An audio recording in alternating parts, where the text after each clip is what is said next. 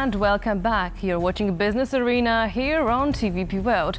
I am your host, Alexandra Marchewicz, and these are the latest business headlines. Poland has been outbid by an all-Spanish consortium in a struggle for control of Talgo, Spain's high-speed train manufacturer. Spain's financial regulator has now suspended trade in Talgo shares on the country's stock market. A consortium led by Sidenor, the Spanish steelmaker, is set to buy 30% of Talgo's shares for a total of 155 million euros. The acquisition has been the subject of an ongoing bidding war, including a joint bid by the Polish Development Fund, a government investment vehicle, and PESA, the Polish rail vehicle manufacturer. PESA, which has been interested in acquiring as much as 100% of Talgo, has been the only Central Eastern European company that Spanish authorities approved for participation in the bid. Companies from Hungary and the Czech Republic, among others, were not as lucky. The Polish company's ambition to take over Talgo comes 7 years after the purchase of Solaris, the iconic Polish bus manufacturer, by CAAF, the Spanish railway vehicles and bus manufacturer. The European Commission has outlined new measures to combat cheap and harmful e-commerce products entering the bloc. The actions include customs reforms, stricter compliance protocols, and environmental protections. And the overall aim is to protect local industry and consumers. EU correspondent Angela Skujins has the latest from the Belgian capital.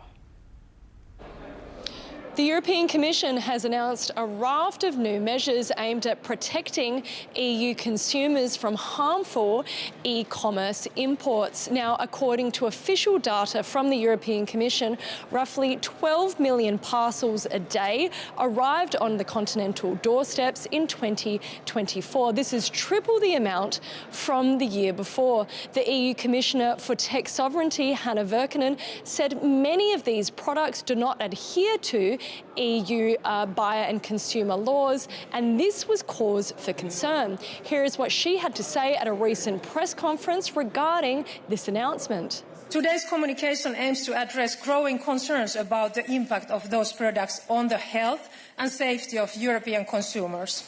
It also looks into the significant environmental and climate damage caused by those shipments, and also the unlevel playing field which rogue traders create for our SMEs and businesses.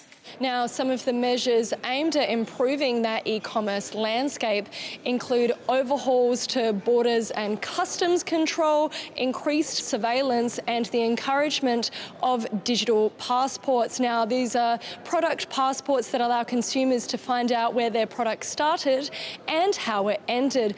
This announcement also comes off the back of other news from the Belgian capital today, where the European Commission has requested information from Shein. This is a large e-commerce platform based in China regarding how it handles some of its online sales. But what is clear from Brussels is that European Commission officials want to get serious on how those sales occur overseas so that consumers on the continent have a better product. My name is Angela Skujins from Brussels for TVP World. The Czech National Bank resumed interest rate cuts on Thursday. Unlike most of their peers in the region, the Czechs seem to be winning their battle against inflation. Economic growth is picking up, the deficit's shrinking, and inflation is being tamed. Seems like the Czechs have it all. But if we look under the hood, there are some things that do require some attention. Well, let's start with inflation. A slight jump of the indicator in December caused some anxiety. But Thursday's flash estimate of 2.8% for January shows that the Czech National Bank is steering the ship steadily into harbor. I would suppose that the inflation factors, which were, I would say, present in the last few years, are disappearing slowly, which is visible mainly on energy prices. Well, this good news on the inflation front surely underscored the CNB's decision to cut rates by another 25 basis points down to 3.75%, resuming the easing it had begun in late 2023. But this pace will have to decline eventually. Petr Gabko from Moneta Bank only sees room for another 3 cuts in the next 2 years. So I would say that in the course of this, maybe also of the next year, we will see a decrease of the base interest rate of the central bank somewhere towards 3%. So, on the monetary front, it's steady as she goes, but it's not all sunshine and roses for the Czech economy. Industrial production data also released Thursday shows that its decline accelerated in December.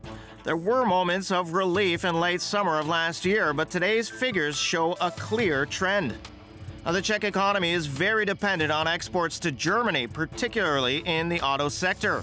As we see weak performance of the German economy, that definitely spoils also the Czech performance, and we see that mainly on industry. However, the internal demand keeps being quite strong. So let's hope that the domestic demand will outweigh the weak, let's say, export and industrial performance. A recent report by the IMF, however, showed that the problems go deeper than just the Czechs' exposure to the stagnation in Germany. It shows that productivity has weakened both in absolute terms and relative to EU peers, and that the extent of the decline suggests additional structural factors may be affecting this change. The fact is that the Czech economy is structured in a way that it's basically exposed quite a lot to production of goods with low value added. Structurally, this is not ideal, so definitely the recommendation should be to move to products with higher value added. This, of course, is easier said than done. Sooner or later, the Czech Republic, like its peers in the region, will have to overcome the challenges inherent in breaking out of what economists call the middle income trap. So will the Czech Republic's latest interest rate move jumpstart sluggish growth, or will the inflation rear up its ugly head again? Coming up on the bottom line, we'll speak with Michał Skorzepa, economist at Česká Spořitelna, about whether the country can regain its pre-pandemic momentum. So stick around. The Polish government wants the country to play a bigger role in the global semiconductor industry. The Ministry of Digital Affairs has prepared a draft plan to guide the country towards this goal. Now, experts believe that while Poland might not be a front-runner, there are several reasons why it could establish its presence in the industry. The race among global powers to develop these little metal chips, also known as advanced semiconductors, is gaining speed, and Poland wants a share of this fast-growing market. Poland can attract foreign investments and develop its own advanced technologies. We have semiconductor expertise with over 250 companies involved in various aspects of the industry. However, most of these companies are small and medium-sized businesses, which are lacking the scale to compete globally. Poland was not having any kind of big successes in that field, in that area. So jumping into being the major European or even worldwide player in the semiconductors industry from zero is going to be tough.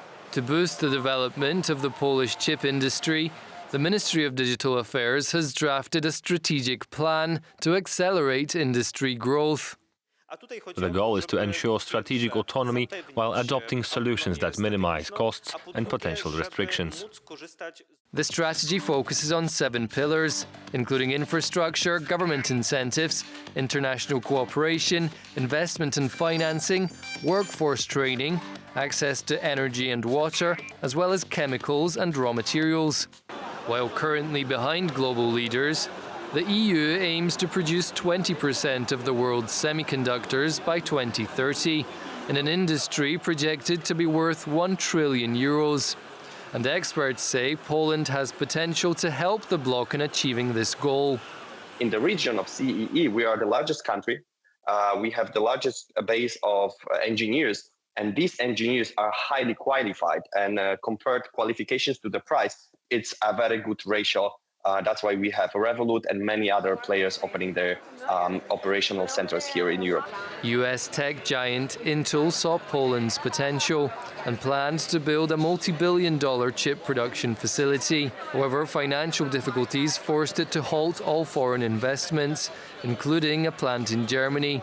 Learning from this, the Ministry of Digital Affairs is diversifying its approach and is in talks with 3 companies, though their names remain undisclosed for now. And that is all for our business news updates today. But for more business stories, check out tvpworld.com.